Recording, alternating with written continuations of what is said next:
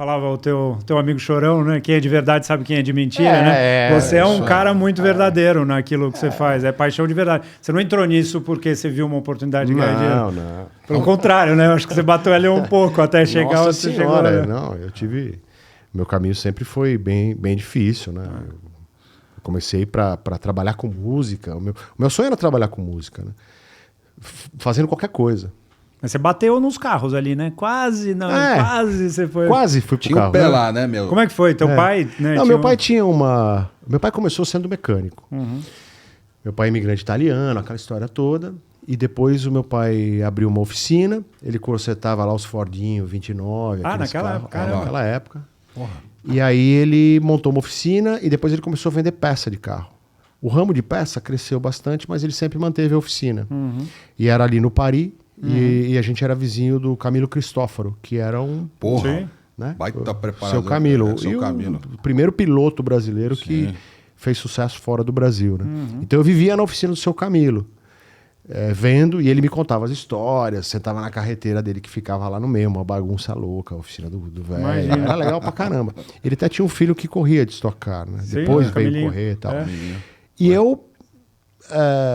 fiquei apaixonado por essa coisa de mecânica, aprendi um pouco de mecânica. Então, o carro sempre foi uma coisa que eu gostava, mas eu não tinha a menor condição de correr de carro financeiramente. Era muito, muito, muito distante. Sim. Até porque naquela época ainda era mais distante.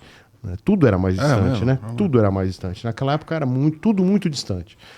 Não existia curso, Interlagos era aquele circuito antigo, era uma loucura. Então, e a música... sempre teve na minha vida, né? Então uma hora ali eu optei por seguir para música e realmente é minha prioridade, era o que eu realmente amava. Mas teu pai talvez que eu tinha mais jeito, É. até. Mas meu pai ficou bravo. Ficou? Ficou muito bravo. Pô, música Italianão, imagina, música né? é coisa de vagabundo. Foi pô. vagabundo. Foi exatamente isso que ele falou. E você começou a tua ideia Foi exatamente isso. no início, a tua ideia era ser cantor, artista mesmo? Artista. Eu já tocava, né? Porque eu tinha um tio por parte da minha mãe, que era o irmão mais novo da minha mãe. Então era como se ele fosse meu irmão mais velho. Tá. Morávamos na mesma casa. E esse cara tinha uma influência muito grande, porque ele era um puta músico. Ele tocava vários instrumentos. E ele tinha uma banda. E aí a banda dele ensaiava na minha casa, não era na garagem, mas era na lavanderia. Porra. Então o baterista sempre faltava. E eu, molequinho, sentava na bateria e fui aprendendo a tocar bateria. Olha que legal. Então ele ouvia coisas boas, o rock clássico, né? E eu ficava ali ouvindo com o tio Flávio essas coisas. E isso me influenciou muito. Então o tio Flávio tocava guitarra, bateria, tocava baixo, tocava piano. E tinha um piano de armário na minha casa. Então eu fiquei ali, assim, tipo, a minha vontade era ser o tio Flávio, né? Garotinho, assim. Inserido, né? Foi Mas molecão mesmo, assim. 6, 7 anos, 8, bem olha, criança mesmo. na veia, Mas né? eu cresci até uns 10, 11, eu cresci nisso e aí fui aprendendo os instrumentos. Aí depois eu, mais velho, fui estudar, né? Estudei na Escola Municipal de Música aqui em São Paulo, Olha, no que teatro bacana. também. E aí, dali pra frente, a coisa vingou. Mas eu queria ser artista, né? Então eu toquei em várias bandas, tocava nos bares, eu fiz de tudo, né? E quando que você descobriu que você era tipo um preparador, igual preparador, você era um preparador de artista? Foi assim, eu gravei um disco e a gente conseguiu uma gravadora, tá? Eu gravei um disco lá, uma dupla. Eu e um amigo gravamos um disco na Som Livre, RGE na época, aqui na Barra Funda era o estúdio. E era um puta estúdio.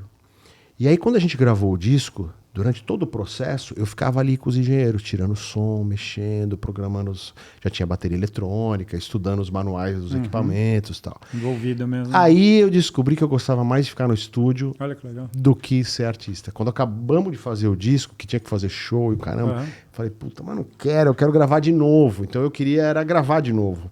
Não fazer show e gravar o ano que vem. Porque tinha muito essa coisa, né? Fazia um ano de trabalho, de show, e aí depois voltava para gravar um novo álbum. E eu falei, pô, mas eu vou ficar um ano sem gravar. Como assim? Com as mesmas músicas e tal. Né? Eu quero gravar semana que vem, já tem música nova já. E aí eu comecei a trabalhar nos estúdios. Eu era programador de sintetizadores e eu era arranjador. Então eu fiz amizade com a galera do estúdio. eu era chamado para tocar nos estúdios, mais nesse estúdio na RGE e no Transamérica, que era um estúdio grande de São Paulo. Então eu prestava serviço, né? Eu ia lá e ficava as madrugadas mas já começou tocando, né? de líder, né, meu? Estúdio top, né? E vendo muita coisa, né? Sim, não é que os estúdios eram top, mas eu era um músico a mais, assim, eu era um contratado, assim, né? Mas você tinha E aí, olhar, né? paralelamente a isso, eu arrumei um trampo na Jovem Pan também, para fazer as vinhetas da rádio. Ah, porra, aí você Eu já... fazia as vinhetas lá, com o Emílio. Mas não dava mesmo? dinheiro. A só. Jovem Pan FM. Dava dinheiro? nada. Dava porra eu nenhuma, ganhava né? $100 cada sessão que eu ficava lá trabalhando. Dinheiro Putz, nenhum. que eu pariu. Não, essa época era duro. E aí você Muito fazia as duro. vinhetas de programa? Assim? Fazia as vinhetas da rádio, assim, sabe? Final de ano, tema de final de ano. Eu lembro que eu fiz um tema de final de ano. Aí tinha aquelas 7 melhores músicas. Não, é Isso aí que eu fazia. Essa é as viradas, né? Isso aí que eu fazia, isso é é? vinheta. Isso E se você quiser assistir essa entrevista completa, ela está disponível aqui no YouTube, no canal Máquina. E toda segunda-feira, às 19 horas, a gente recebe um novo convidado para um novo bate-papo que eu tenho certeza que vocês vão curtir. Eu espero por vocês.